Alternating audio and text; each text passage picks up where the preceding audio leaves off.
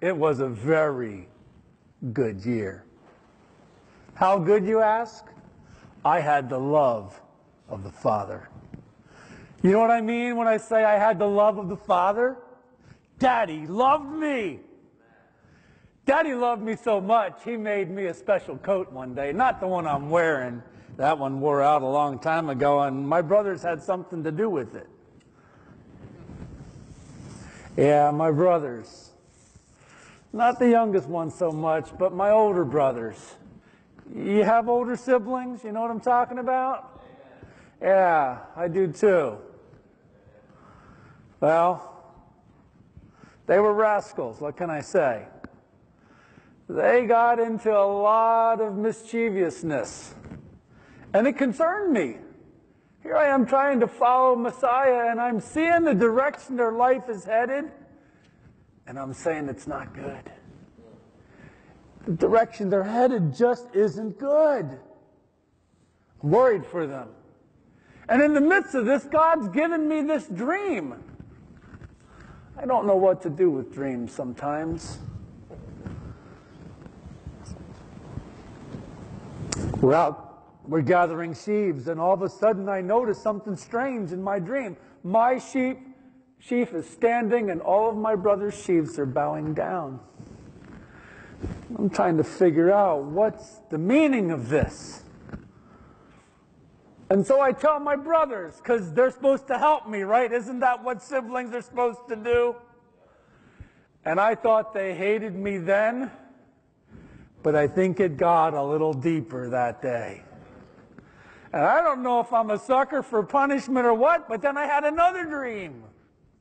And in that dream, the sun, the moon, and 11 stars bowed down to me. And so I kind of short-circuit the process, and this time I just go to Dad, because I know Dad loves me, right? And I tell him. He's not happy. Do you think Mom and I are going to bow down to you along with your brothers? It was at that point I realized my mouth was getting me into trouble. It was a rather unique family.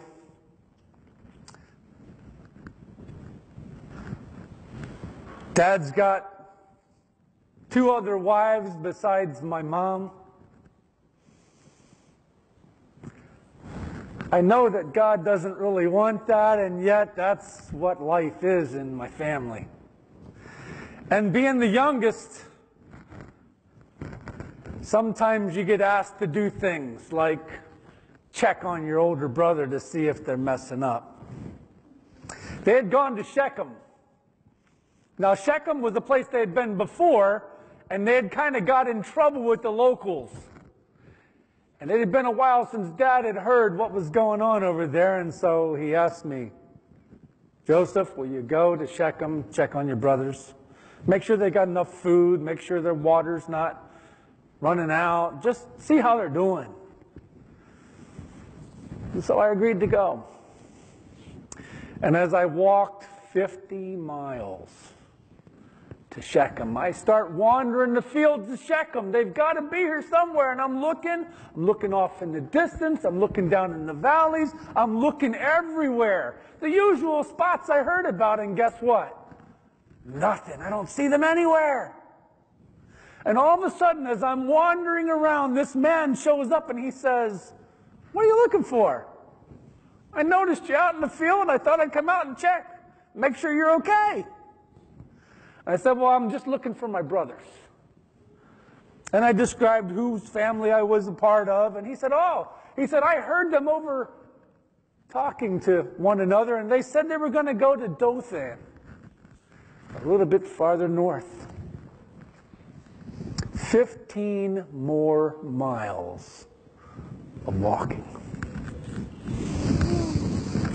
And so along the journey I go, and off in the distance my brothers see me. And all they can think about is those dreams. All they can think about is how much they hate me. All they can think about is how much I'm Dad's favorite. And little do I know, when I get to them, And I'm as happy as can be that they've got plans for me. See, they've been talking. They were going to throw me in a pit. In fact, first they were talking about killing me. But Reuben said, "Nah, just throw him in the pit." And then Reuben disappeared. And next thing I know, my brothers are eating up there, and I'm stuck down in this pit. It's as dry as a bone. Incidentally, Dothan, you know what the name of Dothan means? Two wells. And I'm wondering, am I in one of those wells? But it's dry. There's no water. The spring rains are long gone. The puddle has disappeared. It's hot. And I'm thirsty and I'm hungry. And my brothers are up taunting me. Thank God for older brothers who sometimes show a little sense. Reuben was coming to get me a little later, but the next thing you know, off in the distance, you can hear the pitter-patter of hooves. Ishmaelite traders came by. You could smell the aroma in the air. The spices, the myrrhs. Oh, it was incredible. And then I heard my brothers say, "Let's sell him. We've got to make some profit off him. If we can't get rid of him by killing him, let's at least make a little money." And for 20 pieces of silver, they bartered my life away. Dad would have gladly given them 20 pieces of silver if money was the issue. But it wasn't. They just wanted me gone. They would have let me go for just a shekel. I mean, it was that simple. They hated me that bad. And so can you imagine, they tie me up and they put me on their animal, and while I had headed north to get to Shechem and then to Dothan, now I was headed south, but now I was headed along where off in the distance, every so often as you came up over the hill and back down into the valleys, you could see the Mediterranean Sea off to the west. I began to think just a little bit over. It's where Mom and Dad live. And I'm not going to see them for I don't know how long. I began to panic. I began to feel terror like I had never felt it before. I didn't know what they were going to do to me. I passed by the great pyramids of Egypt. Finally, I made it. I was traded to a man by the name of Potiphar. I decided on the journey, now was as good a time to fully be all in my relationship with the God of the universe. If I was going to do this thing, I was going to need the strength that only He could give me to be the best Joseph I could ever be. And it was with that I began to serve Potiphar and his family.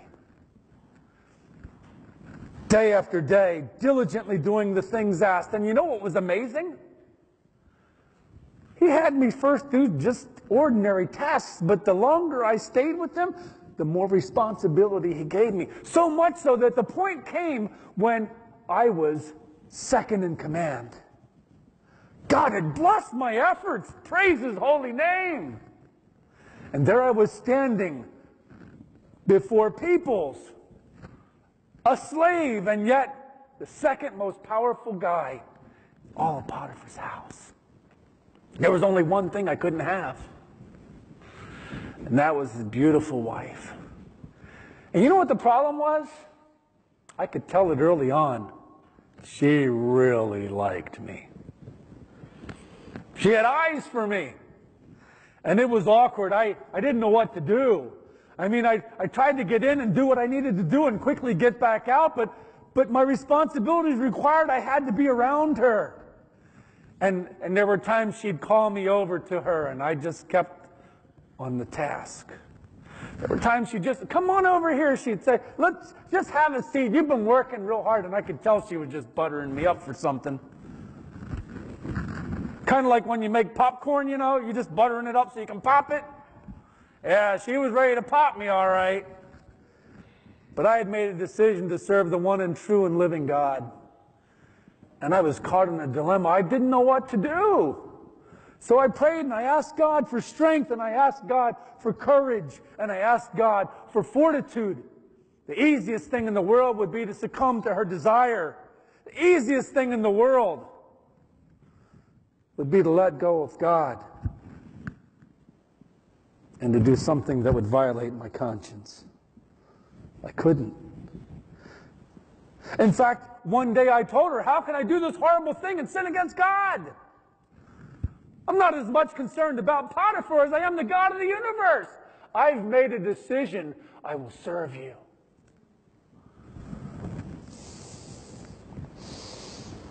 One day, it was strange.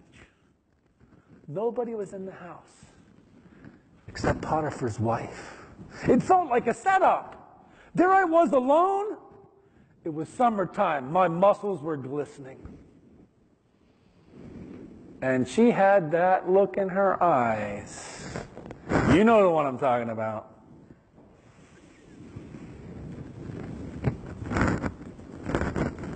And she reached out and she grabbed a hold of my coat. And I left it in her hands. I ran away. Because you know what the smartest thing to do when you're tempted? To just run away from temptation. And run into the loving arms of the God of the universe. Ask Him to help you.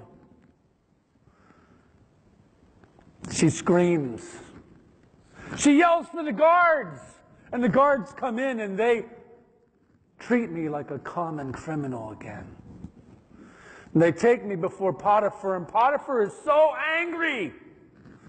Not so much at me, but the situation he's in. See, if he believed her, I'd be dead. He didn't believe her so much, but he had to live with her for the rest of his life, so what's he going to do? So he decides to throw me in jail. What do you do when you're in jail? Well, it depends on who you are, who you've committed yourself to. You see, I knew I was a follower of the one true God. And I had a choice. I could be a common criminal, or I could be God's criminal, falsely accused by this world. I saw it for what it was. I remembered those dreams, and I wondered what God was up to. And there, while I was incarcerated,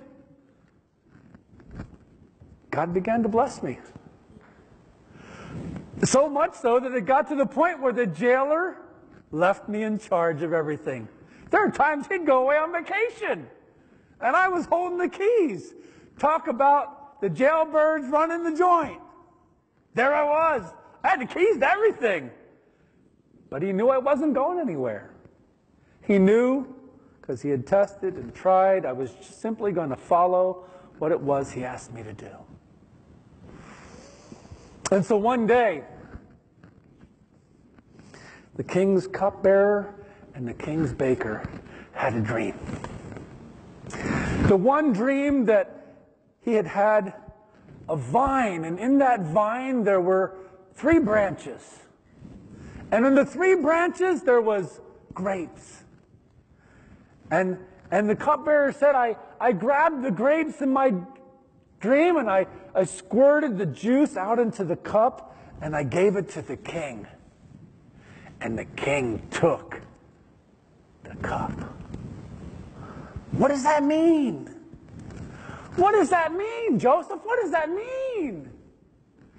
Joseph said, God's trying to communicate to you. I can't give you the answer, but the God of the universe can. And he just told me, your dream means those 3 branches you saw, that represents 3 days. And in 3 days, you're going to be restored. You're going to be back serving the king like you used to. Boy, was the king's cupbearer happy that day. And that gave the king's baker courage to ask me about his dream. You see, he had this basket with white bread. That should have been his clue right there. White bread. And the birds started picking at the bread, eating it, flying away.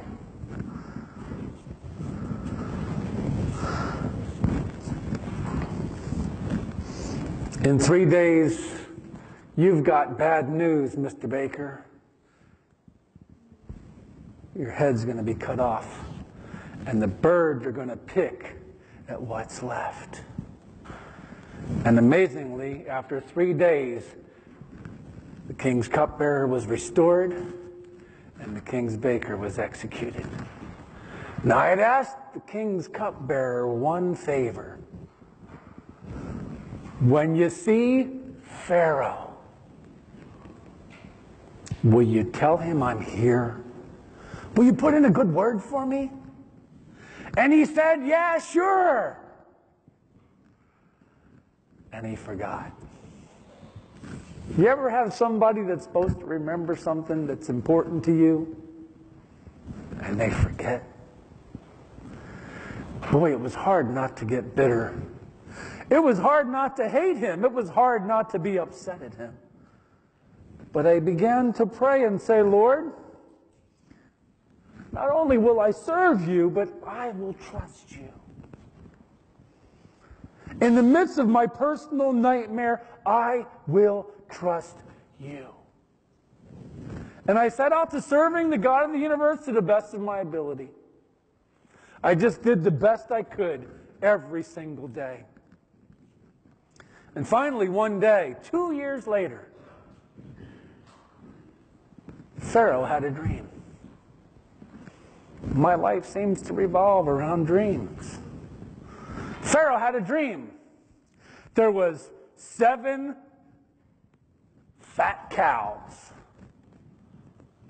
mysteriously eaten up by 7 skinny cows.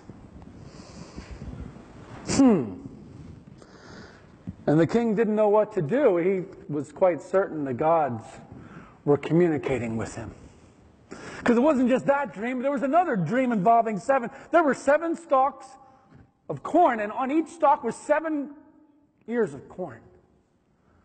And 7 skinny ears, all shriveled up, ate up those 7 fat ears of corn. And he went, Pharaoh did, to his magicians, and astrologers, and enchanters, and he asked them, can you tell me the meaning of the dream? And they had no idea. And then the king's cupbearer remembered. He remembered me. If you had been there, you would have seen his face just kind of sunk, like, oh no, I dropped the ball. I messed up. I should have remembered. He helped me so much, and I just forgot about him.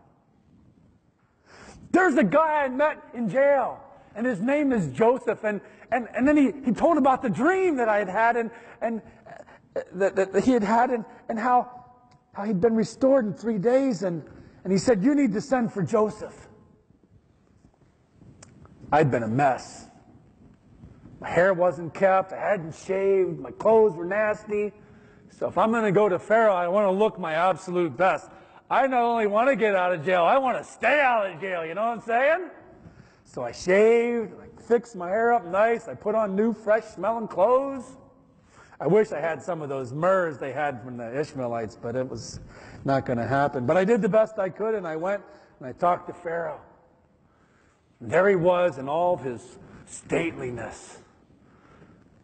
And he needed me. And I began to wonder about these dreams I had had. I began to wonder what God was setting me up for. And the king told me the story about the cows and about the grain, and God impressed me immediately with what it was. And so Pharaoh asked me, can you tell me? And I had to admit, I can't tell you, but I know a God, the God of the universe, that I not only love, not only serve, but now trust with my life. And this is the meaning. And I began to share how there was going to be 7 years of plenty, followed by 7 years of famine in all the realm of Egypt that Pharaoh was in control of. It was difficult, just like it kind of brought flashbacks to when I had talked to my father about my brothers. I don't like bringing bad news. It always ends up in disaster for me. People hate me when I tell them bad news. But he asked, and I had to tell him the truth. 7 years of incredible plenty, followed by 7 years of drought, crop decimation. And then I suggested to him what I would do if I were the king. Now, I don't know where that came from except the God of the universe. But I suggested that they put aside 1/5 of all the grain brought in. That it would be a good idea to develop storehouses. It would be a good idea to develop a repository for all that would come in during the years of plenty, so that the lean years wouldn't be so bad. At my suggestion, they discussed who was going to be that person, and guess what? I was picked. Praise the Lord. What a miracle. A brother that's hated to a brother that decides to serve God by first loving God. It's hard to serve somebody you don't love. But I reached the point in my life where I trusted him.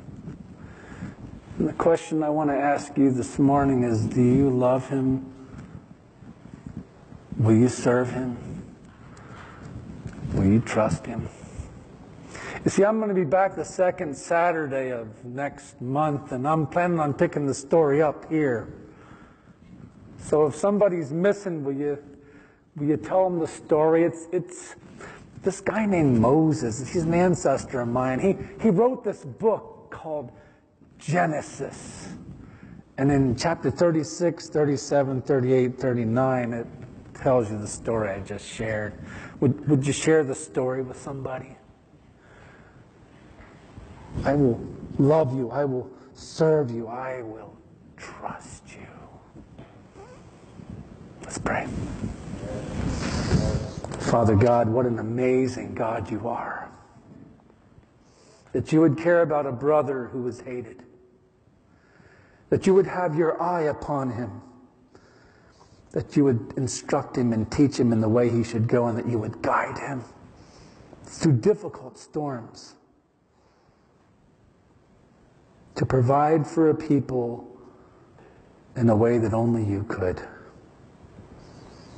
You've promised you'll supply all of our needs according to your riches and glory. And you own everything. Why do we struggle, Lord, with trusting you? Why do we trust ourselves more than we trust you? Lord, I know for myself, it's when I choose to love you. When I choose to serve you, that I can't help but trust you. Bless us as we go from this place, loving, serving, and trusting you. In Jesus' name, amen.